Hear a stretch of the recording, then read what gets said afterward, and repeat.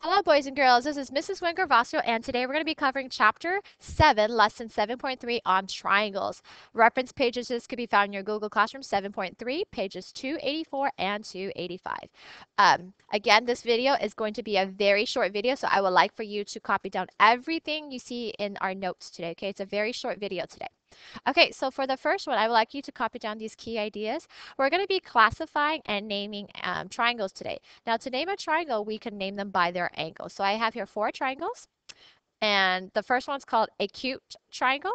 And in an acute triangle, okay, you have all the angles are acute. So this angle, this angle, this angle, they're all less than 90 degrees.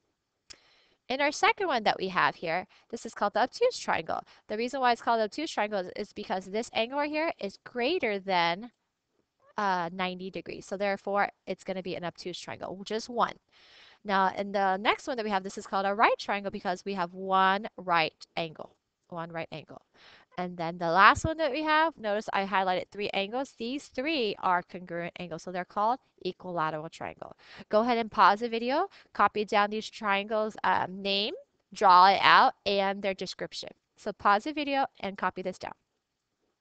Okay, now that you've finished that part, go ahead and draw a line. And underneath that, I would like for you to draw these triangles. Now this time, we're going to be classifying these triangles not by their angles, but by their sides. Okay, so we have here the first triangle. This is called a scalene triangle because no sides are congruent. All the sides are different. When you have all sides different, they're going to be called scalene. The next one I have is going to be called the isosceles triangle. Now, the isosceles triangle, you have 2 sides that are going to be congruent. So they're called isosceles. And then our last one is called equilateral because 3 sides are the same. Notice how we have these markers. These markers tells you that the sides are the same. So again, you can classify and name a triangle by their angles or their sides. So angles or sides. Now, did you know you can also mesh the angles and the sides together to get another name for a triangle? So I'm going to show you that in the next slide, but go ahead and pause the video, copy down anything that you didn't get from this video. Okay, make sure you copy every single thing on this page, okay? And here it is. In this next slide right here, notice you have here an acute, but you can also have a scalene triangle. We match the sides and the angle names together. So now this is called the acute because it's less than 90 and scalene because it has no sides that are the same. You can also do that to this one. You can say this is a right scalene. Again, none of the sides are the same, but we have a right angle. And then the next one is called obtuse scalene because none of the sides are the same, but we have one big obtuse angle that's greater than 90. Again, copy down everything we have here, okay?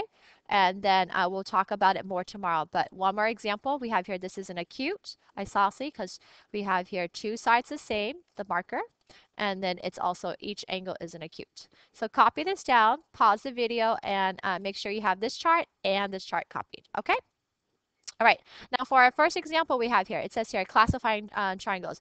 What you're going to need to do is you're going to need to look at your chart, or if you have it memorized, we're going to talk about these angles. Let's see and study them. We have here, this one is going to be a greater than 90-degree angle, so that's obtuse. This is less than 90. This is less than 90. So what we have here is, it looks like, let's look back at our chart, one obtuse.